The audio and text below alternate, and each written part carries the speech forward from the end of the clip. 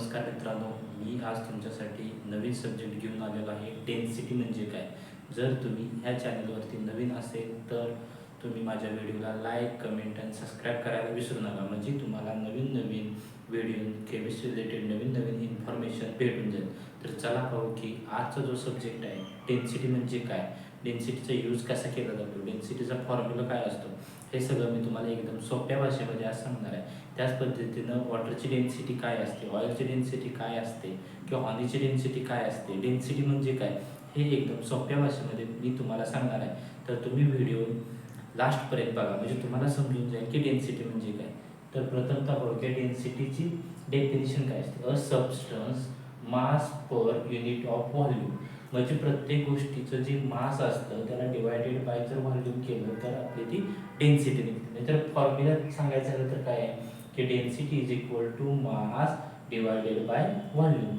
जर पाण्याची डेन्सिटी काढायची असली तर त्याचं वेट घ्यायचं, म्हणजे किती येते ते मास, डिवायडेड बाय त्याचं व्हॉल्यूम करायचं, म्हणजे ते आपण डेन्सिटी काढू शकतो. डेन्सिटी काढण्यासाठी एक नवीन इन्स्ट्रुमेंट असतं डेन्सिटी मीटर.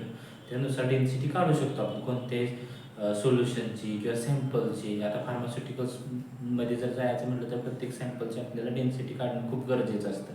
त्यानुसार ते जे डेन्सिटी मीटरनुसार आपण ते डेन्सिटी काढतो. नाही तर डेन्सिटी आपण जर 11-12वीला सुद्धा प्रॅक्टिकल करतो, ते लॅब्समध्ये सुद्धा डेन्सिटी आपण काढू शकतो.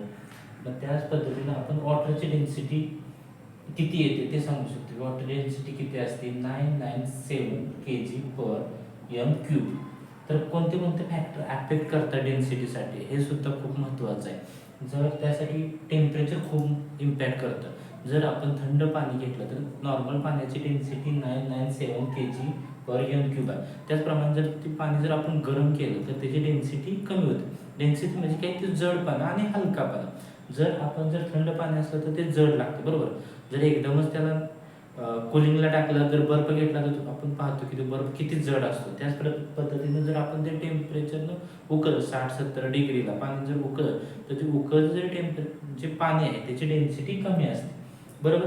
जर त्याच्या पुढचं जर तुम्हाला एक्झाम्पल द्यायचं झालं डेन्सिटी म्हणजे काय, तर आपण एक जर जार घेतला त्याच्यामध्ये जर हनी टाकली, वॉटर टाकलं, ऑइल टाकलं, तर हनीची जी डेन्सिटी असते ते थोडं जाड असतो हनी, म्हणजे त्याची डेन्सिटी जास्त असणार. त्यामुळे ते बेकरच्या तळाला जाऊन बसतं. त्यानंतर वॉटर हे मिडलला येऊन बसतं, म्हणजे त्यानंतर वॉटरची डेन्सिटी असते.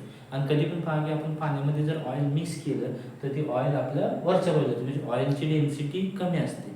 ह्या पद्धतीने आपण डेन्सिटी कॅल्क्युलेट करू शकतो किंवा समजून घेऊ शकतो. डेन्सिटी रिलेटेड कोणताही प्रॉब्लेम असला तर तुम्ही कमेंट बॉक्समध्ये नक्की सांगा. केमिस्ट्री रिलेटेड कोणताही प्रॉब्लेम असेल तर मी तुम्हाला नक्की त्याचं सोल्युशन देईन. जर माझा व्हिडिओ तुम्हाला आवडला असला तर लाईक आणि कमेंट करायला विसरू नका. Thank you so much.